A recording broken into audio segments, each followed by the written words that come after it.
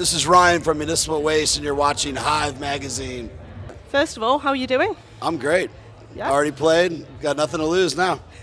How did the set go? It was great. It was a wild crowd, 3 circle pits at the same yeah. time. I don't know if you got to see it or not, but Unfortunately, you've been stuck I didn't. here all day, like everyone. Yeah.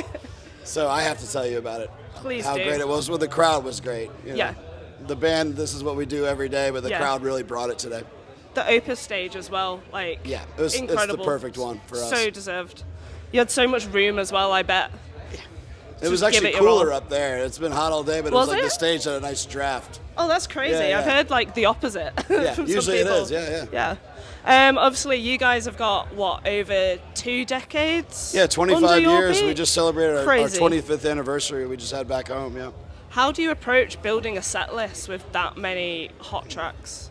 Well, we went over today, so Did you? we messed up today. They let us, so that was cool. They must not be too mad about it. And it's hard to pick and choose. At playing a big festival, you want to play ones that rock. Make sure there's some mid-pace stuff in there because we have all these fast songs that don't necessarily translate live, so we can't play all slow, but all the slow ones are in there. It's kind of touched upon my next question, actually. Do you approach it differently to your own shows versus festival sets? Yeah, it's just shorter. We'll play more, and we'll do a lot of stuff on the fly in a small club where we'll just be like, we'll throw a song out, let the crowd pick a song. Yeah. And you're so far away from everyone, you just got to play your hits and then connect them all together. So it's a different animal. Yeah, absolutely. You feel super tight with your fans as well. You've got what seems like a very close-knit fan base. We feed off that. They're the 6th member of the band, Yeah. So we include them and make them crowd surf, and we basically tell them what to do, and then they do it. And Sweet. You guys are it's from consensual. We promise.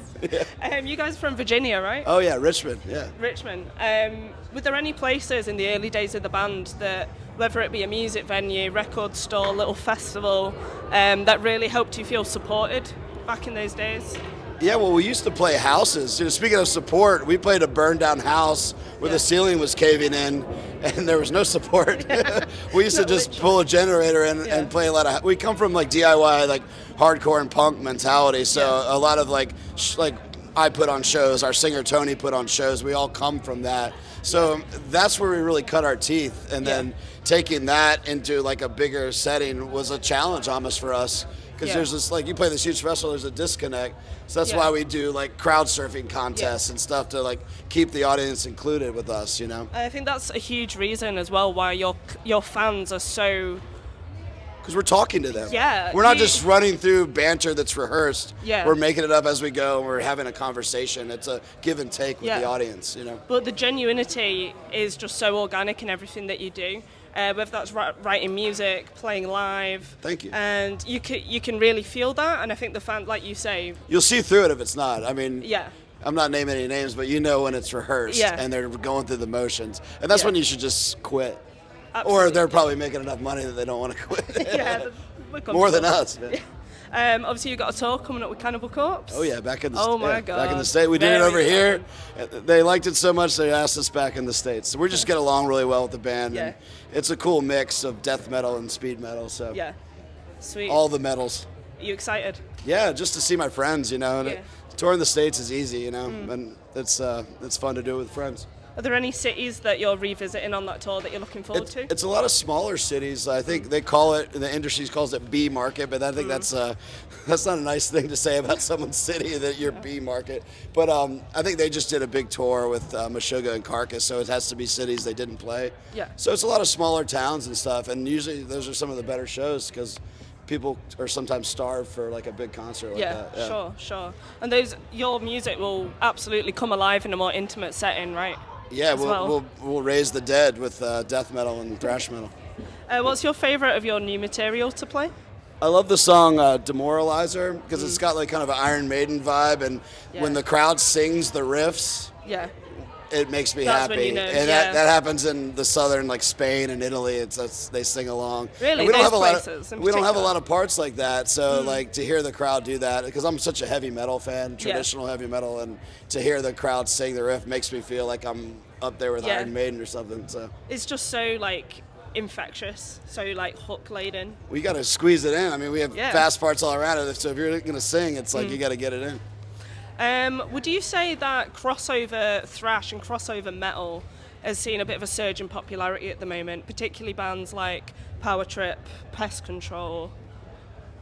I mean, they made this retro thrash revival that Earache created around us that was just, we were doing it organically. Yeah. And then to see it be like, well, this is a revival, it's like, stuff like that is never intended, it just happens. Yeah, and when absolutely. it's real, it sticks around. Yeah. So the bands that stick around stand the test of time, and you know Yeah. who's here.